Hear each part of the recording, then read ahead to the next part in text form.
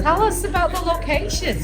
12 South is one of the oldest neighborhoods in Nashville. It's been regentrified, I would say, over the last 10 to 15 years. Has a completely different look and feel. So if you were standing in the same spot that you were 10 years ago, you wouldn't recognize the street. Oh, wow. We're in White Bison right now, but what was here like 10, 15 years ago? Like just adjacent to us on the next block was a Christian bookstore that was there for decades. Oh, wow. And so now you have restaurants and national retail chains. Like there's a zoning restriction in like a lot of neighborhoods in Nashville, so you can't build over a certain elevation or number of stories. So, you'll never see a very tall structure in this neighborhood. Okay. So that's good to know. Yeah. And how are you feeling about that change?